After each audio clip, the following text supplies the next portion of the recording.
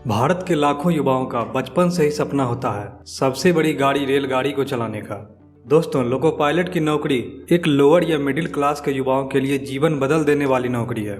जैसा कि आप सबको पता है कि रेलवे अपने स्टाफ्स को बहुत सारी सुविधाएं देती है, जैसे कि मेडिकल फैसिलिटी, यात्रा करने के लिए फ्री पास और ढेर सारे अलाउंसेज। ये सारी सुविधाएं भी एक गवर्नमेंट जॉब एस्पिरेंट्स को रेलवे की तरफ आकर्षित करती है और एक युवा मन में लोको पायलट बनने का सपना बुनता है। पर बहुत से एस्पिरेंट्स को पता ही नहीं होता है कि क्या पढ़े, कैसे पढ़े, कौन सी डिग्री हासिल कर लें कि रेलवे वाले इतनी बड़ी गाड़ी मेरे जिम्मे सौंप दें। दोस्तों, इस वीडियो में लोको पायलट से जुड़ी सारी बातें आपको मैं बताऊंगा। नोटिफिकेशन आने से लेके ज्वाइनिंग तक की सारी प्रोसेस को डिटेल में बताऊंगा। लोको पायलट बनने के लिए क्या क्वालिफिकेशंस चाहिए, एज लिमिट क्या है, क्या फिजिकल स्टैंडर्ड्स हैं, क्या सिलेबस और पैटर्न है, कितने स्टेज में एग्जाम होता है, क्या कट ऑफ जाती है और बहुत सारी जरूरी बातें बताऊंगा। बस वीडियो को लास्ट तक देखिए, आपके सारे सवालों के जवाब मिल जाएंगे।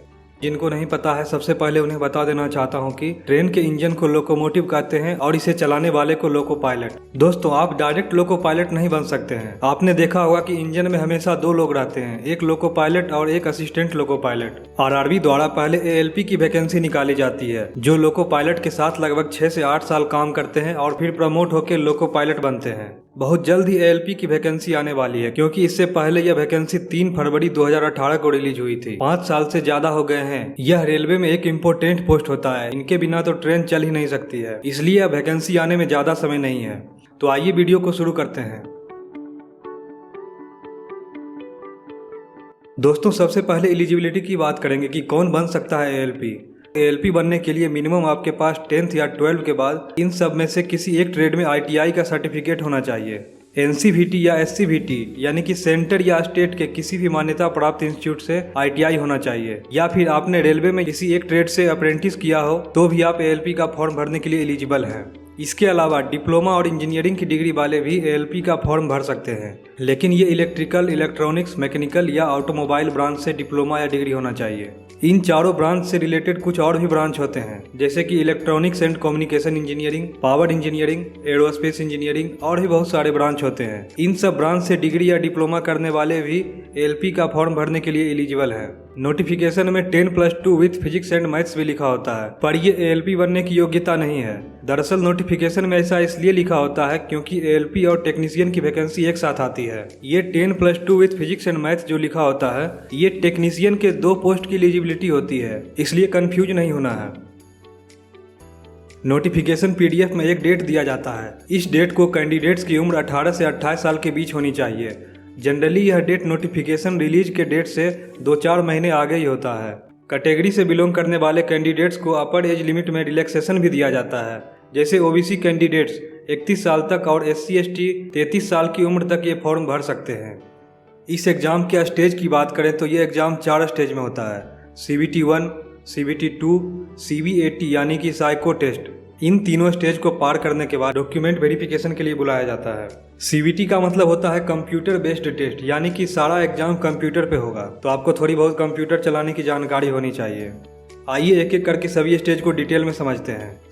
सबसे पहले CBT 1 होगा, जो क्वालिफाइंग नेचर का होता है। इस स्टेज का मार्क्स मेरिट बनाने में यूज नहीं होगा, लेकिन आपको इस स्टेज में भी ज़्यादा से ज़्यादा मार्क्स लाने होंगे, तभी आपको नेक्स्ट स्टेज के लिए शॉर्टलिस्ट किया जाएगा। CBT 1 में आपको 75 क्वेश्चंस के लिए 60 मिनट का समय दिया जाएगा, जिसमें मैथ्स के 20 क्वेश्चन, रीजनिंग के 25 क्वेश्चन, साइंस के 20 और जीके एंड करंट अफेयर्स से 10 क्वेश्चन पूछे जाएंगे, जिसका सिलेबस कुछ इस तरह से है। आप इसका स्क्रीनशॉट लेकर रख सकते हैं।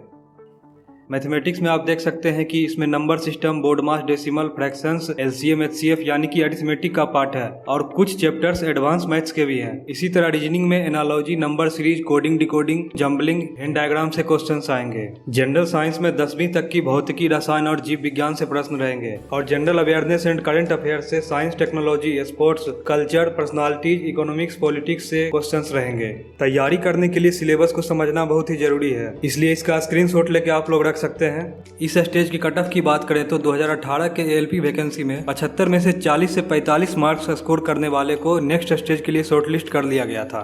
ये एग्जाम क्वालिफाइंग नेचर का तो है, पर आपको इसमें ज्यादा से ज्यादा मार्क्स लाने की कोशिश करनी चाहिए, क्योंकि यदि आप ज्यादा मार्क्स लाते हैं तो अनरिजर्व कैटेगरी से क्वालिफाई करेंगे, तो इससे होगा ये कि आपका अपने कैटेगरी के साथ साथ अनरिजर्व कैटेगरी के सीट पर भी दावेदारी बची रहेगी। और आप तो जानते हैं कि कटअप का कोई ठिकाना नहीं रहता, हर साल कटअप बढ़ता ही है। आरआरबी एएलपी का कटअप बहुत सारे फैक्टर्स पे डिपेंड करता है, जैसे कि आपने किस बोर्ड से फॉर्म भरा है, उस बोर्ड में कितनी वैकेंसी है, एग्जाम में क्वेश्चंस का लेवल क्या था, और भी बहुत सारी बातों पे डिपेंड करता है। सही बोर्ड चुन के फॉर्म भरना भी इस एग्जाम के लिए बहुत जरूरी होता है। वैकेंसी रिलीज होने के बाद इस विषय पर वीडियो बना के हम आपको गाइड कर देंगे, फिलहाल आप प्रिपरेशन करते रहिए। CBT 1 एग्जाम होने के बाद CBT 2 में अपीयर होने के लिए टोटल वैकेंसी का 15 गुना कैंडिडेट्स को शॉर्टलिस्ट किया जाएगा। इस शॉर्टलिस्टिंग के बाद CBT 2 एग्जाम होगा। CBT 2 का बहुत ही इंपॉर्टेंट रोल होता है इस एग्जाम में, क्योंकि मेरिट इसी से बनता है। इसमें आप जितने ज्यादा मार्क्स लाएंगे, आपके लोको पायलट बनने की गारंटी उतनी ज्यादा होगी। CBT 2 के लिए कुछ एक्स्ट्रा करने की जरूरत नहीं है, क्योंकि CBT 2 का सिलेबस ऑलमोस्ट CBT 1 के जैसा ही है। सिर्फ इसमें आपके ट्रेड का एक टेक्निकल सब्जेक्ट ऐड हो जाता है जो क्वालिफाइंग रहता है। आइए इसे थोड़ा डिटेल में देखते हैं। CBT 2 दो पार्ट में होता है, part A and part B. Part A में 100 मार्क्स के 100 क्वेश्चंस पूछे जाएंगे, जिसके लिए 90 मिनट्स यानी 1.5 घंटे समय दिया जाएगा। इसमें फिर से वही सब मैथ्स, रीजनिंग और जीके एंड करंट अफेयर से प्रश्न पूछे जाएंगे। बस जनरल साइंस का syllabus basic science and engineering से रिप्लेस हो जाता है। CBT 1 के जनरल साइंस में 10th क्लास तक के फिजिक्स, केमिस्ट्री, बायोलॉजी से क्वेश्चन पूछे जा रहे थे, जबकि आप देख सकते हैं कि CBT 2 में केमिस्ट्री और बायोलॉजी हटा के उसके बदले engineering, drawing, levers and simple machines, occupational safety and health, environment, education, IT literacy जैसे टॉपिक से क्वेश्चन पूछा जा रहा है। इसमें कुछ टॉपिक्स इजी भी हैं, जैसे units, measurements, mass, weight and density, work, power and energy, speed and velocity. ये सब 9th और 10th क्लास के फिजिक्स के चैप्टर्स हैं। CBT 2 में पार्ट ए का 90 मिनट्स खत्म होने के तुरंत बाद पार्ट बी खुल जाता है, जिसमें फॉर्म भरते समय आपके द्वारा चुने गए ट्रेड से 75 क्वेश्चन पूछा जाता है और 60 मिनट का समय दिया जाता है। यह पार्ट क्वालिफाइंग होता है, जिसमें सभी कैटेगरी के कैंडिडेट्स के लिए 35% लाना अनिवार्य होता है, यानी कि 75 में से लगभग 27 मार्क्स लाना होगा। इसका मार्क्स मेरिट बनाने में यूज नहीं होता है। पार्ट बी में क्वालिफाई रहने पे पार्ट ए के मार्क्स के बेसिस पे टोटल वैकेंसी का 8 गुना कैंडिडेट्स को साइको टेस्ट के लिए शॉर्टलिस्ट किया जाएगा। इस टेस्ट से कैंडिडेट्स की memory capacity, concentration power, presence of mind, decision लेने की क्षमता को परखा जाता है। साइको टेस्ट देने के लिए किसी आंख के डॉक्टर से आपको 6x6 विजन का आई सर्टिफिकेट बनवा कर ले जाना होगा। साइको टेस्ट में 5 तरह के क्वेश्चन पूछे जाते हैं, जिसे बैटरी कहते हैं। पांचों बैटरी टेस्ट में पास करने के लिए सभी में मिनिमम 42 मार्क्स लाना होगा। इस एग्जाम में निगेटिव मार्किंग नहीं होती, आपको सारे क्वेश्चंस इसमें अटेम्प्ट लेने होंगे।